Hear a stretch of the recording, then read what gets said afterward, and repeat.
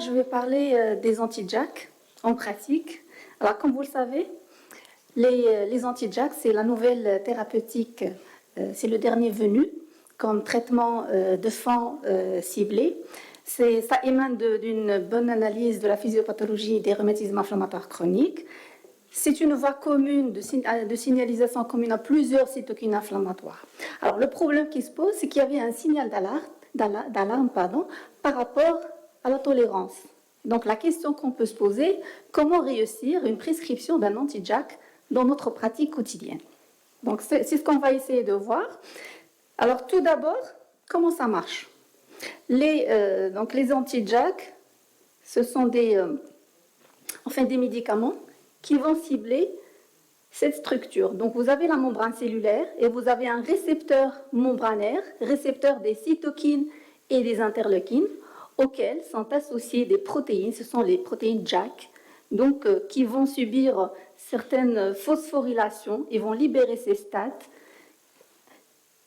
Et donc, dans cette voie de signalisation, nous avons plusieurs membres. Vous avez le JAK1, JAK2, JAK3 et tyrosine kinase 2, TYK2, qui font des arrangements par paire, donc il y a par binôme, et chaque binôme reconnaît un groupement STAT, et chaque groupement reconnaît un nombre particulier de cytokines qu'ils vont essayer de bloquer. Alors, comment ça marche? Donc, comme j'ai dit, une fois que vous avez la cytokine qui s'insère avec son récepteur transmembranaire, ça va entraîner une phosphorylation du JAK. En utilisant de l'ATP, ça va libérer le STAT. Alors, le STAT va entrer dans le noyau cellulaire, va entraîner une transduction de signal qui va aboutir à la formation de cytokines inflammatoires. Donc, l'idée, c'est quoi? C'est d'aller justement éviter cette entrée de STAT dans la cellule et empêcher la formation des cytokines inflammatoires. Par quel biais? Alors, pour avoir la phosphorylation de JAK et de STAT, la cellule, on a besoin d'ATP. Donc, l'ATP est nécessaire à cette phosphorylation, à cette translocation dans le noyau. Donc, le JAK, toutes les molécules vont s'attacher à la place de l'ATP et donc ils vont empêcher la phosphorylation et donc ils vont empêcher la transduction des gènes, des protéines de l'inflammation. Donc ça se passe comme ça. Donc voilà, on prend l'upadacitinib, qui est une cytokine qui va limiter les cytokines plutôt, empêcher l'ATP de s'insérer et donc toute la réaction inflammatoire va être interceptée. Alors les principaux développements des anti-JAK, donc nous avons l'upadacitinib qui est approuvé, l'indication est approuvée dans l'APR, dans le rhumatisme psoriasique. C'est le seul qui a l'indication dans la spondylarthrite ankylosante et la forme non radiographique. Il est approuvé dans le RCH et Crohn, dermatite atopique. Vous avez le tofacitinib dans la PR, RP et spondylarthrite ankylosante et le RCH. Ce sont les deux molécules qui sont pour le moment disponibles au Maroc. Et puis vous avez les autres molécules qu'on n'a pas encore. Et vous voyez les champs d'indication qui commencent à être de plus en plus larges, qui débordent sur la rhumatologie. Alors, qu'en est-il de l'efficacité? Alors, ce sont des produits qui ont prouvé leur efficacité dans les principaux essais cliniques qui ont été proposés, donc notamment pour l'upadacitinib, tofacitinib et filgotinib dans ce tableau. Ce sont les principaux essais clés de leur mise au marché. Et vous voyez, donc quand on compare la SAS, que ce soit ASAS 40, 20 pour les autres molécules et pour l'upadacil ASAS 40, la différence est nettement significative par rapport au placebo. Donc, ce sont des médicaments qui sont efficaces ici dans la spondylarthrite ankylosante. La même chose dans la PR. L'upadacitinib dans cette étude a été comparé au méthotrexate. Ça a été administré chez des PR naïfs de méthotrexate. Donc, on a essayé de voir l'efficacité et la tolérance. Donc, concernant l'efficacité, le premier objectif a été atteint avec une amélioration de l'ACR20, que ce soit l'ACR20, l'ACR50, 70, donc chez tous les patients qui étaient sous upadacitinib par rapport au méthotrexate seul. Et l'upadacitinib aussi était donné en monothérapie. Donc, il y avait une amélioration de la HACU et aussi une stabilisation, une limitation de la progression structurale, que ce soit en matière d'érosion ou de pincement articulaire. Alors, dans cette étude, donc, il y avait une comparaison de l'efficacité et de la tolérance de l'upadacitinib par rapport à l'adalimumab. Et donc, qu'est-ce qui sort? On voit qu'il y a une bonne efficacité, significativement, statistiquement significative en matière de réponse, SEDAI, donc en matière SEDAI et en matière de DAS, et aussi le profil de sécurité était similaire de l'upadacitinib par rapport à l'adalimumab. Alors finalement, quel est l'apport clinique des anti-JAK? Les anti-JAK, ils permettent une réponse clinique et structurale. Ils ont une rapidité d'action, ils ont la possibilité d'être utilisés en monothérapie, la prise orale, qui est un point très positif. Il n'y a pas d'immunogénicité, donc ce sont des produits chimiques, et la demi-vie courte. Et dans les études Princeps, ils ont prouvé, ils ont plutôt montré une certaine tolérance. Mais le problème s'est posé après la publication de l'étude orale surveillante. J'imagine tout le monde connaît cette étude qui a fait parler d'elle. Donc, c'est une étude internationale prospective multicentrique, randomisée en ouvert, de non-infériorité du critère de tolérance. Donc, on a comparé des patients. Alors, elle a recruté des patients PR. Donc, ce n'est pas quel patient atteint de PR. Donc, ce sont des PR qui ont une réponse inadéquate en méthotrexate, une activité modérée à sévère. Ce sont des patients qui devaient être âgés de plus de 50 ans, donc 50 ans en plus, et avoir au moins un facteur de risque cardiovasculaire. Donc d'ailleurs, vous voyez ici, vous avez 48% des malades étaient des fumeurs, que ce soit récents ou anciens, 68% hypertendus, 17% diabétiques et 11% avaient une coronaropathie. Ça, c'était à l'inclusion. Et donc les malades étaient randomisés en 3 bras. Un bras qui a reçu le tofacitinib 5 mg 2 fois par jour, plus le méthotrexate. Un bras qui a pris le tofacitinib 10 mg 2 fois par jour, plus le méthotrexate. Et un bras qui a pris un anti-TNF et méthotrexate. Donc ça pouvait être adalimumab ou etanercept, ça dépend des pays. Vous voyez ici, en 2019, il y avait un signal d'alarme très important par rapport aux effets secondaires, surtout cardiovasculaires. Et donc, les malades qui étaient sous 10 mg 2 fois par jour, s'ils acceptaient de rester dans l'étude, basculaient vers la dose de 5 mg 2 fois par jour.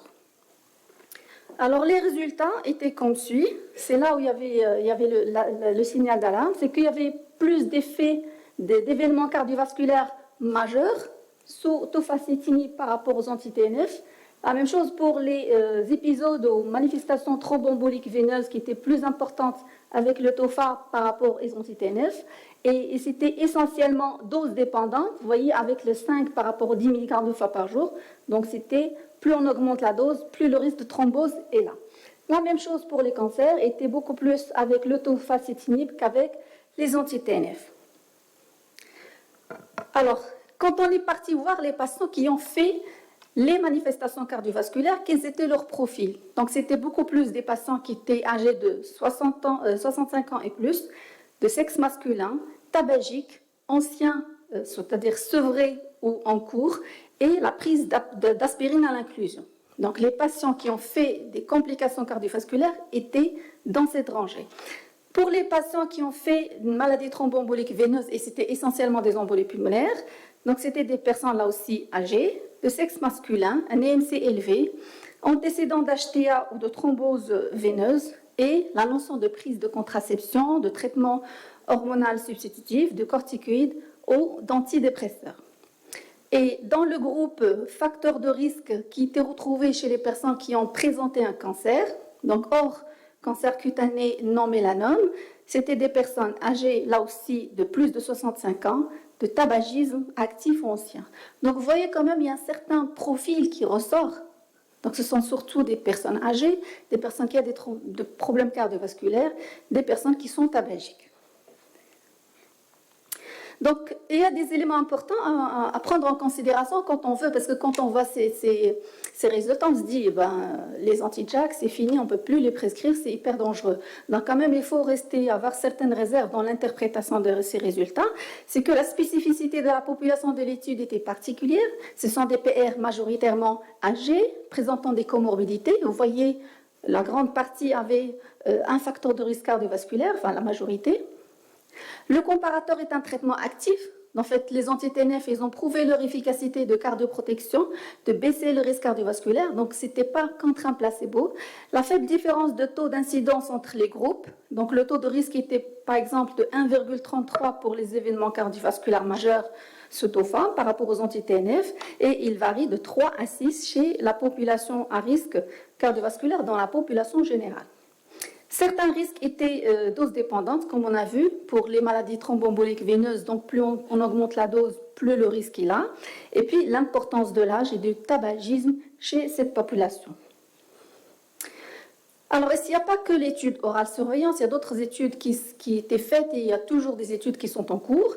Et là, je vous rapporte l'étude STAR Rheumatoid Arthritis qui a comparé 2 groupes à partir de bases de données américaines. Donc, il y a un groupe qui suivait des soins courants, donc des soins de routine. Il y a un groupe qui essayait de revoir ou de reproduire le même profil des patients qui étaient étudiés dans l'oral surveillance. Donc, pour voir qu'est-ce que ça va donner. Alors, grosso modo, dans le groupe de soins de routine, il n'a pas été démontré de risque d'événements cardiovasculaires ou de cancer plus élevé avec le TOFA qu'avec les anti-TNF. Et le TOFA, quand il y avait un événement cardiovasculaire, c'était beaucoup plus chez des patients qui présentaient des facteurs de risque cardiovasculaire. Et il n'y avait pas d'augmentation de risque de thrombose dans le groupe tofacitinib. Donc, si vous voulez, on est là vers une sélection de patients à qui on peut donner les anti-JAK. Donc, en pratique, comment on va faire?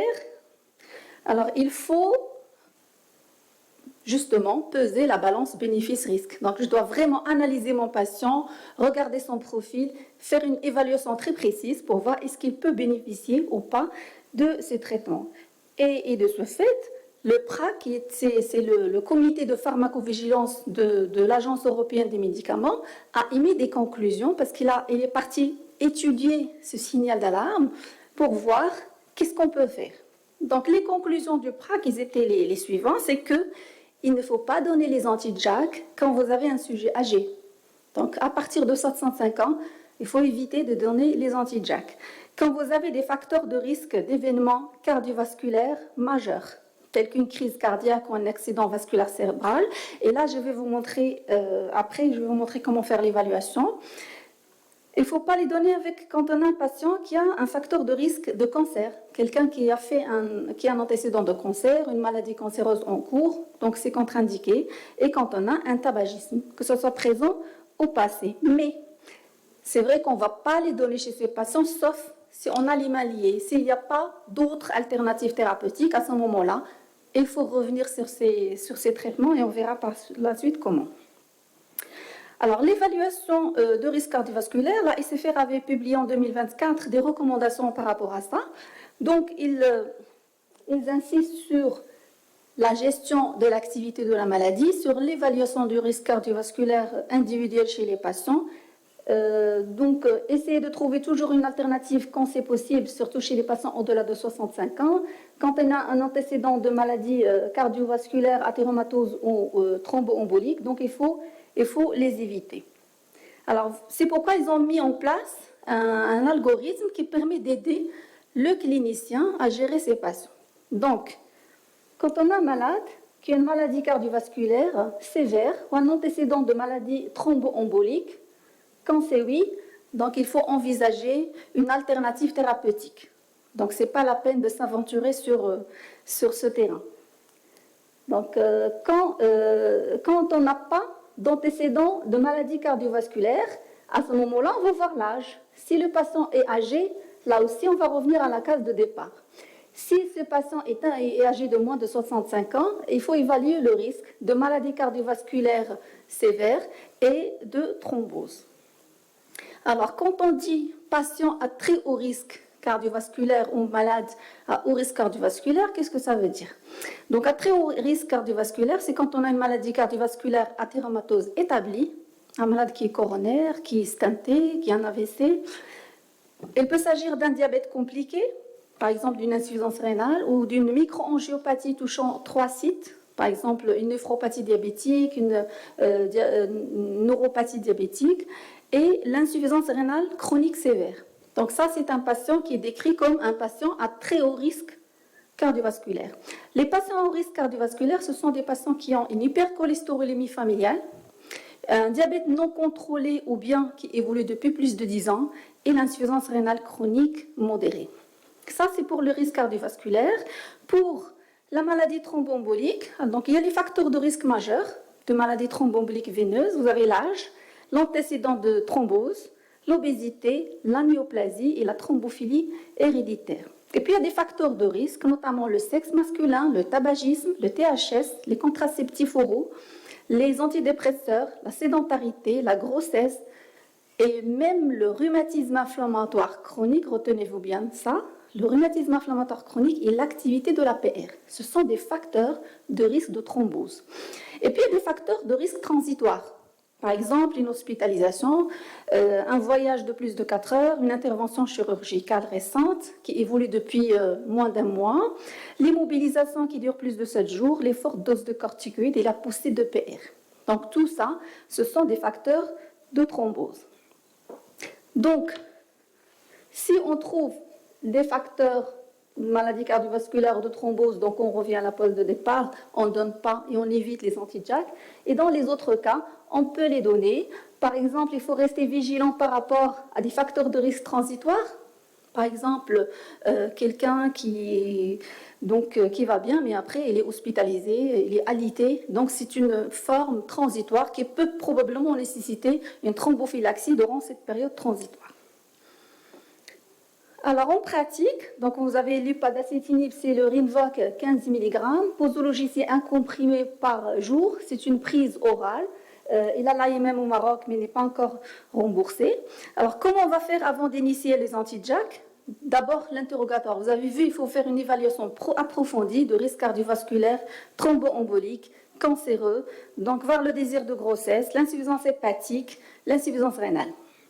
Les contre-indications, c'est l'hypersensibilité, une infection en cours, l'insuffisance hépatique sévère, la grossesse et l'allaitement. La vaccination, on pensera à faire une mise à jour des vaccinations avant l'instauration du traitement. Et puis les examens complémentaires à demander systématiquement en première intention, et on a l'habitude de faire ça avec les anti-TNF, c'est pratiquement la même chose. Donc la numération, le PP, le bilan hépatique, le bilan lipidique, ça c'est très important et on pensera à le refaire après 3 mois, une seule fois le 3e mois. On ne va pas le refaire à chaque visite, mais essentiellement au début et à 3 mois. La créate, enfin la fonction rénale, les sérologies et les dépistages de facteurs de risque de néoplasie. Alors, je profite pour rappeler un petit peu le dépistage de la tuberculose parce que le risque aussi infectieux est important avec les biothérapies et avec les traitements ciblés. Donc, on fait appel à la radiographie thorax et pour le quantiférant. Alors, le quantiférant, si on a déjà fait un ancien dépistage et qu'il était négatif, si ça date de plus de 2 ans, il faut le refaire, sinon on peut ne pas le faire. Si on a fait un ancien dépistage et on a fait une prescription d'antituberculeux, donc on ne va pas renouveler le dépistage. Et puis, si ça n'a jamais été fait, c'est le moment de le faire. Alors, le traitement ne doit pas être instauré si nous avons un taux de lymphocytes inférieur à 500, si vous avez un taux de polynucléaire neutrophile inférieur à 1000 et une anémie avec un taux d'hémoglobine inférieur à 8. Il faut faire attention aux interactions médicamenteuses, notamment il y a des inhibiteurs et des inducteurs. Alors, l'inhibiteur va entraîner une exposition augmentée à l'upadacitinib. Et voici des exemples. Donc là, il faut faire attention. C'est par exemple, là c'est très intéressant, il faut voir le pamplemousse aussi, des jus ou là, le fruit de pamplemousse peut interférer avec l'utilisation des anti-JAK. Donc si j'ai une prescription en long cours et ces traitements on en a besoin en long cours, peut-être il faut revoir à les changer, trouver une autre alternative. L'inducteur de CYP 3-4, l'exposition est diminuée. Et là, il faut faire attention, le malade peut reprendre l'activité de sa maladie, même s'il prend son traitement, parce que justement, il y a ces médicaments qui empêchent l'efficacité. Alors, l'insuffisance rénale, en cas d'insuffisance rénale sévère, dans notre indication en rhumatologie, la dose journalière recommandée est 15 mg, parce qu'il y a d'autres utilisations où on peut donner 30 mg. Donc 15 mg est recommandé. En cas d'insuffisance hépatique, donc ça dépend de la classification de Child. Donc A et B, il n'y a aucune modification. Et pour le classe C, c'est une contre-indication. Donc quand on a une insuffisance hépatique sévère, c'est une contre-indication à donner les anti-JAK. Donc, le LAR a émis des recommandations, enfin, pas des recommandations, mais points à considérer quand on veut mettre un malade sous anti-JAK dans un rhumatisme inflammatoire chronique. Donc, j'ai fait une petite synthèse.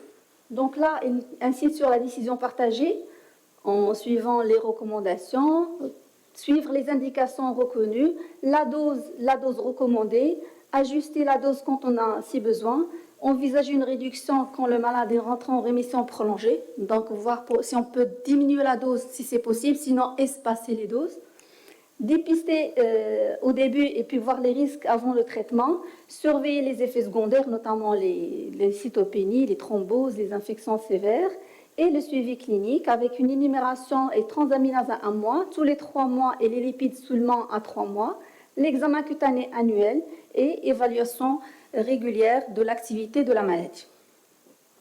Alors, je termine avec ce cas clinique.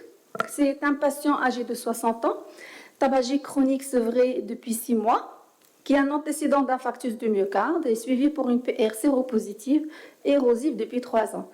C'est un patient qui a reçu le méthotrexate à 20 mg par semaine, le rituximab, 2 anti-TNF, et actuellement sous tocilizumab avec méthotrexate 20 mg par semaine, prédnisone à 7,5 et son DAS est élevé à 4,99.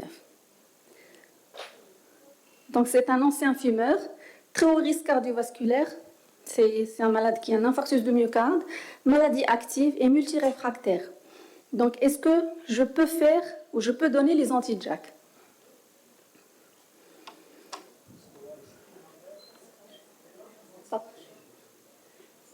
Vous avez toujours le choix. Choisir de donner ou ne pas donner. De ne pas donner. D'accord. Alors, si on ne donne pas, ça aussi c'est grave. Ça peut être grave pour le patient. Pourquoi?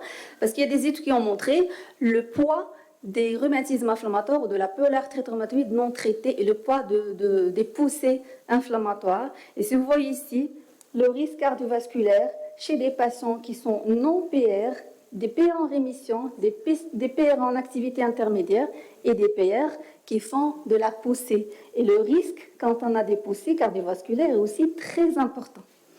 Si on voit les PR en rémission, ça revient des personnes qui n'ont pas de PR. Et puis, l'effet des corticoïdes. Parce que si on ne donne rien, on sera obligé de garder la corticothérapie. Alors, la corticothérapie, c'est un traitement certes efficace, mais n'est pas déuni d'effets secondaires. Alors, dans cette étude qui a vu un petit peu les causes de mortalité chez des patients qui ont une PR, un diabète et corticothérapie. Moi, je vais voir ici juste les personnes qui ont la PR et qui ont eu de la corticothérapie ou non, donc sans diabète. Donc, vous voyez ici, le taux d'incidence de mortalité, il est de 46 chez les personnes qui ont une PR plus corticothérapie versus 10 quand on n'a pas de corticothérapie. La mortalité cardiovasculaire, il est de 15 quand on donne la corticothérapie versus 4,6 quand on donne la corticothérapie. Donc, quand même, il y a un problème. Le risque d'événements cardiovasculaires associés aux corticoïdes augmente avec la dose et la durée d'utilisation des corticoïdes. Donc, du coup, est-ce qu'on donne ou on ne donne pas? Si on donne, donc on a quand même... C'est ça les challenges actuellement. Donc, on a un profil très serré, mais en même temps, si on ne donne pas, on va aggraver aussi le risque cardiovasculaire. Et actuellement, on dit, d'après ce que j'ai lu, parce qu'on n'est pas, heureusement, pour le moment confronté à ces situations, c'est que c'est un sujet qu'il faut faire une discussion collégiale entre rhumatologues et avec les spécialistes de la pathologie pour essayer de mettre tout ce qui n'est pas bien dans la cible, l'hypertension dans la cible, la dyslipidémie dans la cible, le risque cardiovasculaire, essayer de le mettre dans la cible. Pourquoi pas ne pas donner demi-dose ou une dose espacée. Donc voilà, donc, c'est ce qu'on est en train de dire. Et ce qu'on va retenir à la fin, je vous dis en pratique, il ne faut pas nuire aux patients, donc il faut rester sage, prendre toutes évaluer le patient correctement, voir l'indication, est-ce qu'il n'y a pas tous les facteurs de risque, il faut essayer de les éliminer et si ce n'est pas possible, de les maîtriser avec les spécialistes de la matière. Et il faut savoir que les anti-JAK sont à éviter chez les personnes âgées, quand on a des antécédents cardiovasculaires athéromateux, chez les tabagiques, chez les personnes qui ont un risque de cancer, risque de thrombose. Donc finalement, c'est une balance bénéfice-risque qu'il faut bien évaluer. En l'absence d'alternatives thérapeutiques, la prescription doit être conditionnée à un avis spécialisé et collégial. Et je vous remercie pour votre attention.